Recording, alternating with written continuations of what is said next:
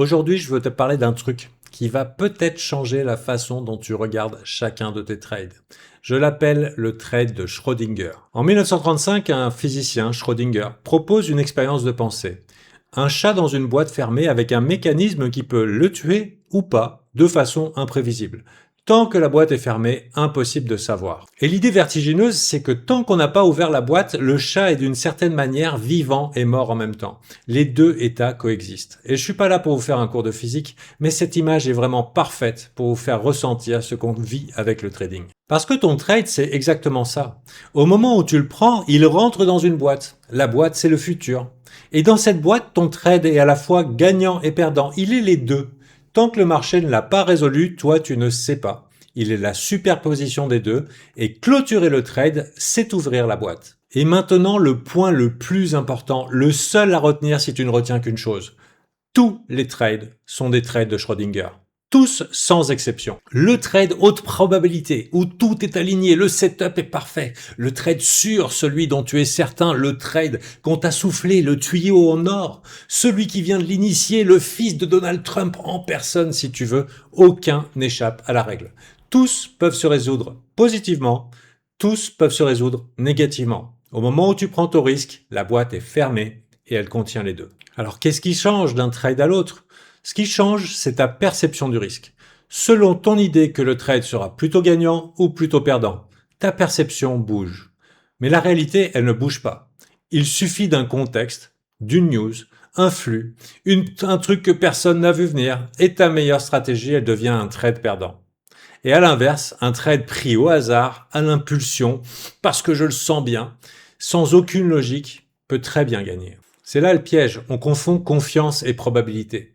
Le fait que tu sois sûr de toi ne déplace pas d'1 millimètre la probabilité réelle de l'issue. Ta confiance, c'est dans la tête. La boîte, elle s'en fiche. Ton trade sera perdant ou gagnant, quel que soit le travail fait en amont. Conséquence, si tout peut perdre même ton meilleur trade, alors deux principes en découlent. Deux principes sur lesquels la réussite sur les marchés repose. Premier principe, la survie. Si tous mes trades peuvent perdre, je dois me préparer à ce qu'ils perdent. Pas espérer qu'ils gagnent, me préparer. Je dois anticiper que mes 10 prochains trades soient des perdants potentiels, 10 d'affilée, et je dois être en position de force si jamais ça arrive. Et peu importe la raison, peut-être ma stratégie est mauvaise. Peut-être que je suis dans un mauvais état mental. Peut-être que j'ai copié une stratégie qui gagnait hier et qui perd maintenant. Le contexte a changé ou alors c'est pas de chance. Ou alors carrément invasion d'extraterrestres, le fameux Black Swan. L'idée, c'est que dans toutes les conditions, ça peut mal tourner. Et dans toutes les conditions, ça peut bien tourner aussi. Mais ça, je ne le contrôle pas. Ce que je contrôle, c'est une seule chose. Est-ce que je suis encore là après la série perdante ? Et c'est pour ça que je le dis et je le redis, survivre est le seul moyen de gagner durablement sur les marchés. La gestion du risque, ce n'est pas une option défensive pour les frileux. C'est la condition pour avoir le droit de continuer à jouer. Deuxième principe, et il est gênant, parce que si tous les trades peuvent perdre, qu'est-ce qui justifie qu'on soit là ? Et la réponse tient dans un mot. Un avantage. Un avantage probable, durable, vérifiable, mesuré par l'expérience, idéalement par des statistiques backtestées, éprouvées en temps réel sur différents paramètres, sur différentes durées.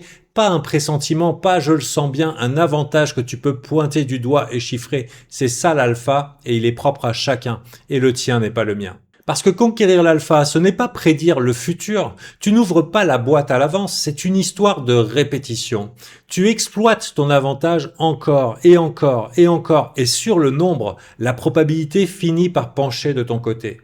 Chaque trade reste un trade de Schrödinger. Mais sur 1000 boîtes, l'avantage parle. Sauf qu'il y a un problème. Identifier ton alpha, ça prend du temps. Et pendant ce temps-là, la plupart des gens se ruinent avant même d'avoir eu la chance de le trouver. Et c'est exactement là qu'on intervient avec Alpha Team. C'est un escalier. On commence par t'aider à arrêter de perdre. Parce qu'une stratégie perdante, un mauvais mindset, une exécution bâclée, ça finit toujours pareil. Le compte est détruit. On t'amène au break-even. Et le break-even, c'est magique parce qu'à partir de là, ton expérience devient gratuite. Tu restes exposé au marché assez longtemps sans te détruire. Et enfin, tu peux atteindre la dernière marche, la découverte et l'exploitation de ton alpha. Sortir de l'horizontalité de ton trading. Et sur ce chemin, t'es jamais seul. t'es jamais à sec. On a les bons outils sur Alpha Team. Parce qu'on sait qu'à Alpha Team, la stratégie, ça suffit pas. On a aussi cette concentration de mindset distillée tous les jours. La discipline, la patience, pas courir après les raccourcis, les nerfs pour tenir son plan quand le marché te teste. C'est ça qu'on travaille en permanence parce que c'est ça qui sépare ceux qui survivent de ceux qui sautent. Alors voilà, tu sauras jamais à l'avance si le prochain trade, c'est le chat vivant ou le chat mort. Personne ne le sait. La boîte est fermée pour tout le monde. Mais tu peux être la personne qui survit assez longtemps et qui répète son avantage assez de fois pour qu'au bout du compte, la probabilité te paye. C'est ça le métier. Si tu veux qu'on fasse chemin ensemble, le lien est ci-dessous. À très vite.